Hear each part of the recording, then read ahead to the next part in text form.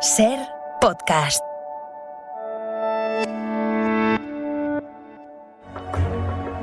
Durante más de 2 décadas he investigado a un personaje al que se le atribuyen más de 25 identidades diferentes. Las actas decían que era italiano, pero hay datos compatibles con que pudo ser polaco, portugués, nórdico o de distintas zonas de España. Su propio hijo dijo que siempre quiso ocultar su identidad y realmente escondía un pasado desconocido. Todo esto no sería importante con cualquier otro personaje de la historia. Pero la verdad es que llevaba 20 años detrás del hombre que cambió el mundo y la historia para siempre. Había fallecido hacía 5 siglos y se llamaba Cristóbal Colón.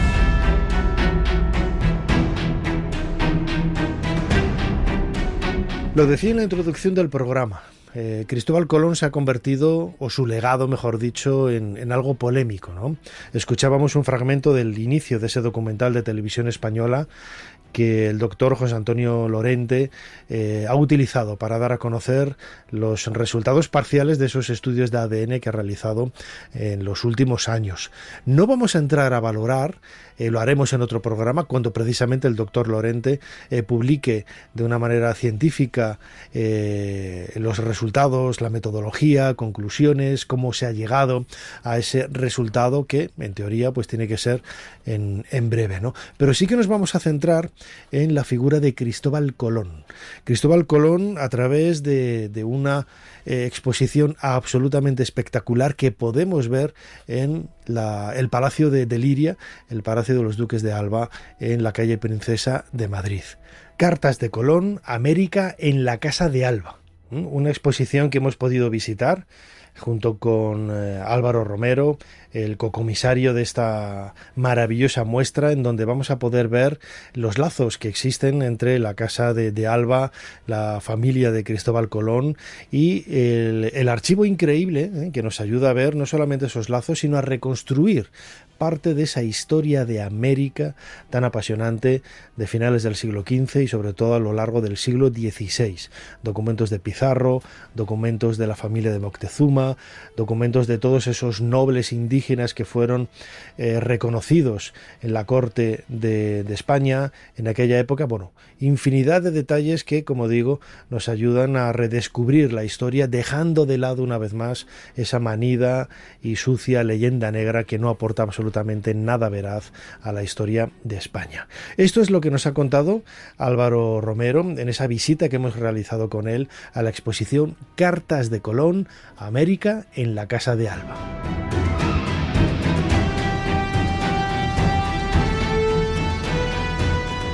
Álvaro Romero, bienvenido de nuevo a Ser Historia. Hola Nacho, encantado de estar con vosotros de nuevo aquí, con vosotros en este programa. Escucharán nuestros oyentes el crujir, ¿no?, de nuestros pasos caminando por esta maravillosa exposición dedicada a Colón y la Casa de Alba.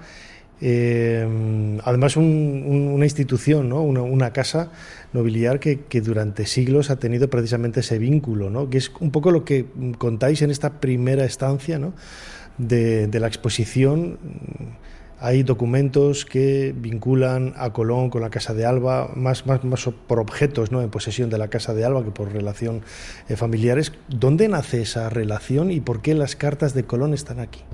Bueno, en esta sala primero lo que queremos responder a esa pregunta. ¿Por qué la Casa de Alba custodia 24 autógrafos de Cristóbal Colón? Y la respuesta, la primera es una respuesta de relación parental. Es decir, la gente piensa que el hijo de Colón, primero hay que decir, Diego Colón se casó con la sobrina del duque de Alba. Pero esa no es la razón por la que las cartas de Colón se incorporan a la Casa de Alba, sino un matrimonio muy posterior, en el siglo XVIII. En 1716 se casa, que lo vemos aquí en esta galería de retratos del XVIII, con este color coral decorando el salón. Vemos al antepasado del duque, el segundo duque de Berwick, que va a contraer matrimonio con la duquesa de Veragua, Catalina Ventura Colón de Portugal. Es decir, que un antepasado del actual duque se casa con una heredera directa de Cristóbal Colón. Así que su hijo, Jacob Fitzjames Stuart y Colón, se convertirá en duque de Liria, duque de Berwick y duque de Veragua, que es el título que portan los herederos de Cristóbal Colón. Ahí nace ese vínculo que va más allá de los documentos de los que vamos a hablar, ¿no? Porque siempre la Casa de Alba ha tenido quizás lanzos muy intensos con lo que es la historia de América y el desarrollo, ¿no?, de la presencia española en América. Sí, porque este matrimonio va a permitir que se incorpore no solo propiedad de renta, sino también un fondo americano, sobre todo documentos relacionados con el almirante. Pero, paralelamente, como comentas, la Casa Alba va a tener una estrecha relación con América. Hay que decir que los duques de Alba no van a viajar a América. No vamos a ver estos grandes nobles españoles siendo virreyes. Van a preferir normalmente los virreinatos italianos, o van a preferir estar en la corte, cerca de la corte. Pero sí lo van a hacer otras casas, como los condes de Monterrey, los condes de Lemos. Y traemos precisamente en esta siguiente sala una galería de retratos de estos virreyes y presidentes del Consejo de India que van a jugar un papel fundamental en el gobierno de los virreinatos. Recordemos que se crearon varios virreinatos, aunque luego se van a ir ampliando, principalmente el de Nueva España y el del Perú. Y algunos de ellos que ahora es interesante también comentarlo, ¿no? Por ejemplo, el conde de Monterrey, la ciudad de Monterrey de México, es en honor a... Recibe el nombre, ¿no? Recibe el nombre del conde de Monterrey. O el séptimo conde de Lemos, que promulgó, por ejemplo, 34 decretos en favor de los indígenas para mejorar su situación y ir contra los abusos que en ocasiones se sufría pues, en esos trabajos duros en minas y demás, ¿no? Es decir, cómo las autoridades van a intentar remediar esas situaciones. Y luego, en esta sección también mostramos objetos de artes decorativas producidos en América, ¿no? Son objetos que ahora tienen enorme interés en las casas de subastas. Se está comprando ahora muchísimo arte virreinal y aquí traemos ejemplos pues, de arcas, cofres. Son objetos personales que se llevaban estos virreyes, pero que luego en América van a producirse y se van a enriquecer con esas maderas, que a los españoles llama mucho la atención las maderas americanas, porque olían muy bien, tenían... era muy resistente a los xilófagos, eran maderas muy duras y se van a decorar con estas platas. Fíjate cómo brillan estas platas mexicanas, este carey. Son objetos realmente llamativos en cuanto a su diseño y su estilo. Fíjate, antes me comentabas, echando un vistacillo rápido a la exposición que me has mostrado antes de comenzar esta charla contigo, Álvaro, que hay algunas historias muy curiosas que van más allá de América, ¿no? Y que llegan incluso a Japón. Con una historia del conde de Lemos que me gustaría que compartieras con nosotros, que a mí me ha parecido absolutamente maravillosa. Sí, porque fue durante el periodo que el conde de Lemos fue presidente del Consejo de India cuando se realizó la famosa expedición de Sebastián Vizcaíno, que tenía como objetivo cartografiar las costas de California y también el Pacífico. Pues al parecer llegaron hasta Japón y Vizcaíno estuvo allí un tiempo, de hecho, como emisario, y se fundó un pequeño pueblo costero que se le llamó Lemos. Y ese pueblo mantuvo ese nombre hasta la expulsión de los jesuitas, que se le cambió por un nombre japonés. Y cuenta la leyenda que todavía hoy los mayores de ese pueblo siguen recordando el nombre de Lemos como nombre original de su pequeño pueblito. ¿Cómo llamaban los japoneses a los hispanos, a los portugueses y a los españoles? Tiene también un nombre curioso, ¿no? Sí, hay un estilo principalmente decorativo que se llama Namban, porque los japoneses llamaban a los españoles y portugueses Nambanjin, bárbaro del sur. Y va a surgir un estilo Namban que son también piezas, cofres, altares devocionales con flores. También es un estilo muy llamativo, muy oriental y que va a tener alta demanda en Europa y en América. A través de Filipinas, recordemos, ¿no?, el famoso galeón de Manila, como muchos objetos que se van a producir en Asia, van a tener alta demanda en América y van a venir a través de esos convoyes, ¿no?, llegarán a Acapulco, de Acapulco luego pasarán a Veracruz, La Habana y La Habana, el sistema de India, flota de Indias, ¿no? Y es apasionante esos objetos que se producen en esos territorios, ese viaje de tornaviaje, ¿no?, el famoso tornaviaje, cómo va a llegar a Europa.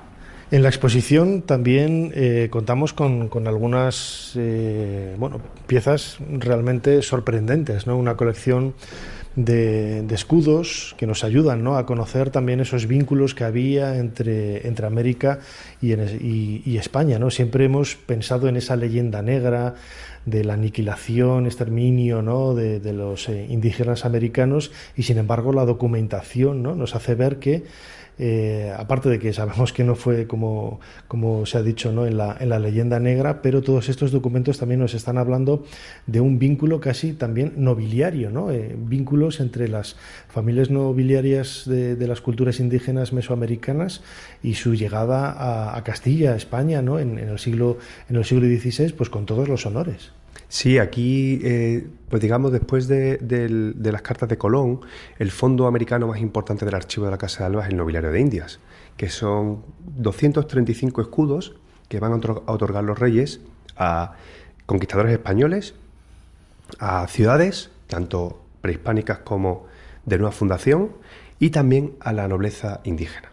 Esa parte, sin duda, creo que es la parte más original de la exposición, ¿no? Porque obviamente los españoles anhelaban vasallos, anhelaban ennoblecerse, pero lo curioso es cómo la corona va a premiar a esa nobleza indígena que va a tener una participación activa, que eso va a ser un requisito sine qua non, obviamente, para poder ser beneficiario de estos escudos, pero es que vamos a ver a toda esa nobleza que en esos primeros años va a viajar a la península, muchos de ellos, como por ejemplo nombres importantes que nos van a sonar, Martín de Moctezuma, pues ni más ni menos que el hijo del emperador Moctezuma.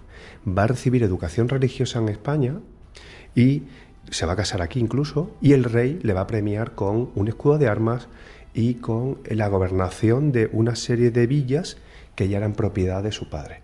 Hubo otra serie de nobles que van a viajar en ese séquito de nobles, no hablamos de mestizos, hablamos de nobles indígenas, que la corona va a igualar a la nobleza castellana.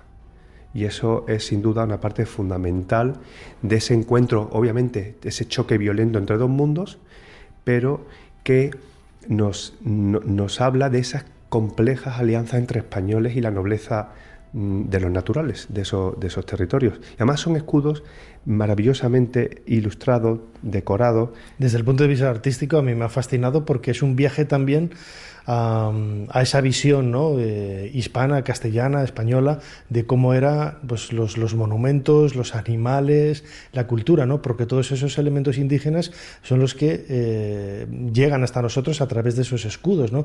Vemos jaguares, vemos llamas, vemos cosas curiosísimas, vemos también representaciones de monumentos prehispánicos. Sí, y accidentes geográficos, volcanes. La primera vez que vamos a ver, por ejemplo, Santiago de Guatemala, vamos a ver sus 3 volcanes, es decir, son las primeras muestras etnográficas de América.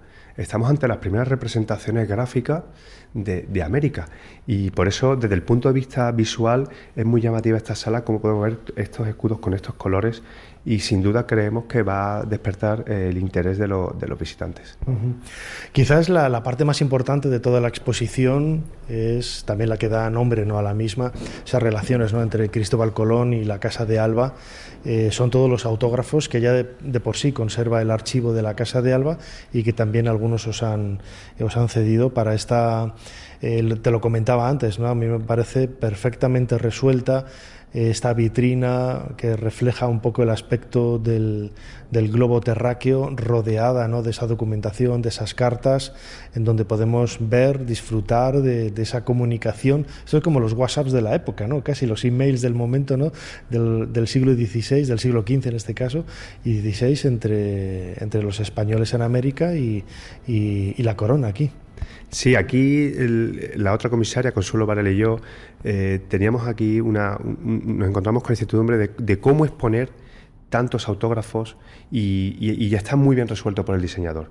Y aquí nos encontramos con documentos fundamentales para conocer la empresa colombina y documentos fundamentales para este primer periodo, porque estamos ante el mayor conjunto de autógrafos del Colón y el más variado, desde cartas personales, memoriales, documentos económicos, documentos con los reyes. Y por ejemplo, mira, Nacho, esta pieza que tenemos aquí, uh-huh, que parece esta letra ilegible, esto es un documento que representa, esto es el rol de marineros del primer viaje. Esto lo redacta Colón en su totalidad, el documento, y es un documento de 1498 donde Colón va apuntando nombre por nombre los que fueron el primer viaje. Y de dónde eran y cuánto ganaban. Porque él era un hombre ordenado, él llevaba las cuentas de su viaje, así que aquí aparecen 40 nombres de ese primer viaje. No están los de la Santa María, uh-huh, que por desgracia pues fallecieron en la isla de la Española, en el Fuerte de Navidad. También tenemos como pieza fundamental del primer viaje ese escudo que nos lo ha cedido un particular, que es la primera vez que se expone, que es el primer escudo que recibe Cristóbal Colón en 1493 de los Reyes. En Barcelona, en junio, tenemos el primer escudo del almirante con esa primera representación de América, que él elige unas islas y una masa de tierra firme. Y el rol de mares del primer viaje con ese trazo de la isla de la Española. La documentación de Colón nos habla no solo del primer viaje, sino también del resto de viajes y cómo Colón fue respondiendo ante los problemas que se va encontrando. Y una de las piezas más interesantes es el Memorial Torres, donde Colón nos informa de los problemas que teniendo en esta primera colonia y de la respuesta a los márgenes de los reyes, o cómo los reyes se van a preocupar por la situación de los indígenas y cómo van a ver que Colón no fue un buen gobernante. Va a ser sustituido, se le va a hacer un juicio de residencia, que es una especie de examen, ¿no?, a tu mandato, que luego se va a establecer en América, y Colón es destituido de su cargo de virrey. Y él se va a dedicar a quejarse de los reyes con estos memoriales que él va a redactar de su puño y letra. En esta exposición también podemos ver a través de toda esta documentación las diferentes firmas. Colón va a firmar de diferentes maneras, como el almirante, con el famoso anagrama, de ese misterioso anagrama que todavía hoy no ha sido resuelto. O Cristo Ferens, portador de Cristo, o el virrey. Van a ser los tres tipos de firmas. Y también es muy interesante la parte íntima de Colón, porque Colón sabemos que escribió muchísimo, pero solo se conserva una pequeña parte de esa documentación. Y por mencionarte alguna, Nacho, esta carta a su hijo Diego, donde le dice que ha encontrado una pepita de oro, que se la manda, que tenga mucho cuidado porque le ha costado mucho desprenderse de ella, pero que se tiene que dar a la reina, que primero cuando la vea que le bese las manos y que elija muy bien el momento para reunirse con ella, y le recomienda después de comer. Creemos que la reina estaba de mejor humor después de comer. Y luego cómo se despide: tu padre que te ama como así. Es decir, nos muestra ese cariño, esa humanidad de Colón. Y luego Colón tuvo un amigo, un monje cartujo, Fray Gaspar de Gorricio, que custodiaba su archivo, custodiaba sus bienes más preciados en la Cartuja de Sevilla. Pero también en esta posición queremos hablar de cómo era Colón, no solo su personalidad, que lo vemos en las cartas, sino también su apariencia. Sí, los retratos también es otro de los elementos más misteriosos que hay alrededor, no solamente el ADN, de la figura de Cristóbal Colón, ¿no? ¿Cuál era el rostro de Colón? Porque en muchos retratos sucede igual con Cervantes o con yo como egiptólogo o egiptólogo con Tutankamón, ¿no? Todas las reconstrucciones faciales que se han hecho a partir del cráneo, cada una es de su padre y de su madre, ¿no? Y siempre como seres humanos tenemos la curiosidad por conocer, ¿no?, el rostro, en este caso de don Cristóbal Colón, ¿no? Y aquí contáis con algunas representaciones curiosas que nos acercan un poco, ¿no?, a intentar imaginar cuál era el aspecto que tenía. Sí, porque a Colón le hemos bautizado para esta exposición el hombre sin rostro, porque precisamente hay cientos de retratos de Cristóbal Colón, pero no sabemos cuál es el auténtico. Obviamente tuvo que hacerse un retrato, porque él buscaba copiar a la nobleza castellana, pero ese retrato o no existe o no lo hemos localizado. Pero sí nos quedan las descripciones que hicieron Fray Bartolomé de las Casas y su hijo Hernando, que obviamente le conocieron, y ellos nos dicen, coinciden y nos dicen que tenía la piel clara, nariz aguileña, ojos azules, poco pelo. Colón era muy coqueto y parece ser que se preocupaba por la alopecia, el pelo canoso desde muy pronto, así que nos vamos a encontrar un Colón para cada época va a tener un Colón, porque fíjate, no se parece nada este Colón que tenemos aquí de principios del siglo XVI con ese Colón del siglo XVII, donde vemos un Colón que parece más un noble del siglo XVII, con esa golilla, con ese peinado a los siglos XVII. Cada época ha tenido un Colón. Y, por ejemplo, tenemos también los retratos de Vázquez Díaz, que sí se asemejan más a esa imagen que tenemos nosotros del almirante. Sin duda, otro de los misterios, ¿no?, de cómo sería el aspecto real del almirante.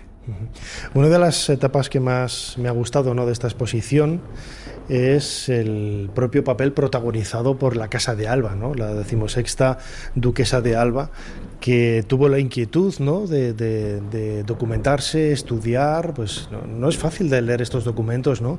Habría que saber paleografía, y habéis dedicado precisamente una sala a su figura para recordar su trabajo y las publicaciones que ella hizo de todos estos documentos que estaban en su archivo. Sí, porque Rosario Falcó y Osorio, hija de los duques de Fernán Núñez, que contrajo matrimonio con el 16º duque de Alba, era una mujer muy culta, muy inquieta, y gracias a ella, y hay que decir obviamente a la labor de conservación de la casa a lo largo del tiempo, hoy podemos disfrutar de estos documentos. Ella, curiosamente, fue la que organizó y modernizó el archivo. Imaginémonos en esos trabajos de modernización. Se encontró un expediente del pleito de Veragua y de pronto aparecen autógrafos de Cristóbal Colón. Menuda sorpresa. Estamos en los prólogos del cuarto centenario del descubrimiento, así que Rosario decide publicarlos. Y académicos en ese momento, que se sentían avergonzados de cómo España había organizado el cuarto centenario del descubrimiento, llegaron a afirmar que sin duda la publicación de Rosario fue lo que más luz aportó a ese cuarto centenario del descubrimiento, porque ella va a recopilar esos documentos en varias publicaciones, con transcripciones, con un estudio previo, y va a ser un gran descubrimiento para la historia de América el que aparezcan esos primeros documentos, esos autógrafos de la Casa de Alba.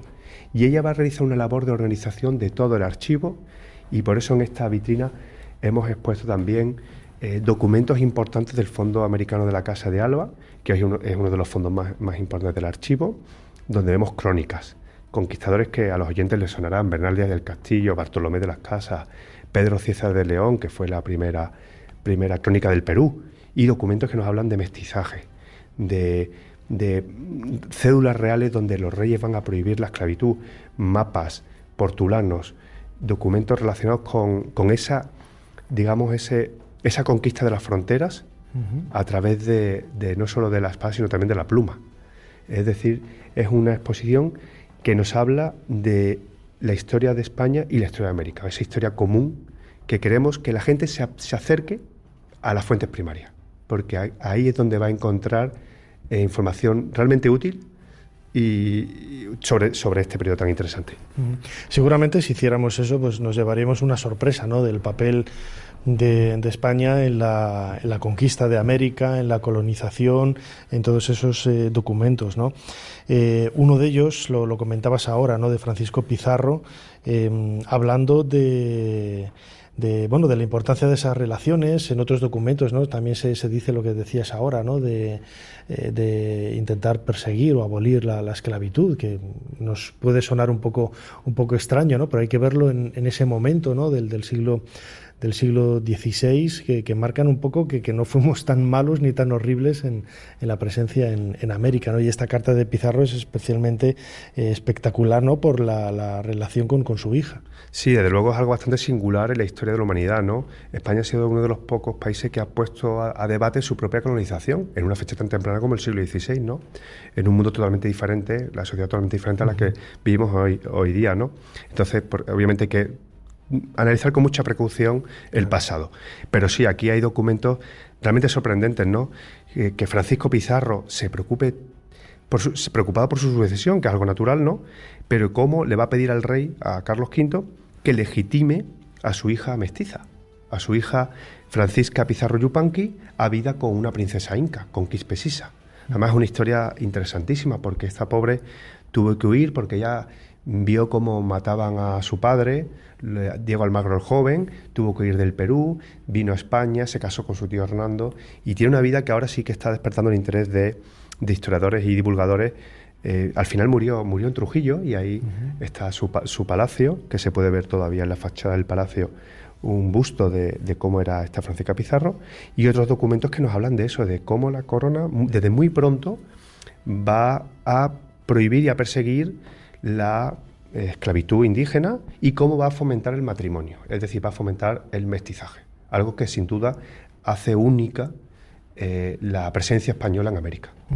Ya como última cuestión, Álvaro, estamos aquí delante de una estatua, una miniatura de la estatua que hay ahora mismo en Trujillo, ¿no?, de Francisco Pizarro. Muy pocos de Los extremeños que nos estén escuchando ahora sabrán que esa estatua está allí gracias al personaje que tenemos justo delante también en un retrato, a Jacobo, duque de Alba. Yo lo tengo especial cariño porque era amigo de Howard Carter, el descubridor de la tumba de Tutankamón, pero gracias a él esa estatua está en Trujillo. Sí, porque el duque también era una persona muy inquieta y efectivamente entre visita y visita de Howard Carter también tenía tiempo para tratar otros asuntos. Y efectivamente, pues curiosamente, todo ocurrió en una cena en Nueva York y le sentaron a su lado a la mujer de un artista que se llamaba Charles Cary Ramsey, y esta señora le dijo que su marido había fallecido y que tenía 2 estatuas de enorme tamaño en Francia de una exposición que había organizado su marido, pero no sabía qué hacer con ellas.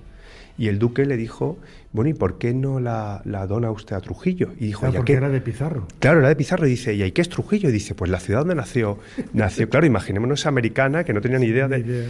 ¿Y usted me ayudaría? Y claro, dice el duque, no se preocupe, yo me encargo de coordinarlo todo. Y el duque, gracias al duque y a su trabajo, se puso a mover todos los engranajes y puso en contacto al artista, a la mujer del artista, con las autoridades de Trujillo a través del rey, de Primo de Rivera, y gracias a esa gestión la estatua ecuestre de Francisco Pizarro que hoy tenemos en Trujillo, y aquí tenemos, en la exposición tenemos el molde preparatorio del artista. De la escultura.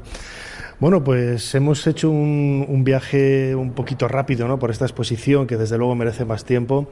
Cartas de Colón, América, en la Casa de Alba, que podemos disfrutar en el Palacio de Liria, en la calle Princesa, aquí en Madrid, y que nos acerca a nuestra propia historia, desde luego la historia de la Casa de Alba, pero que sin lugar a dudas es la casa de todos nosotros. Álvaro Romero, cocomisario de esta exposición, muchísimas gracias una vez más por habernos ayudado a hacer un poquito más de historia. Muchas gracias, Nacho, a vosotros.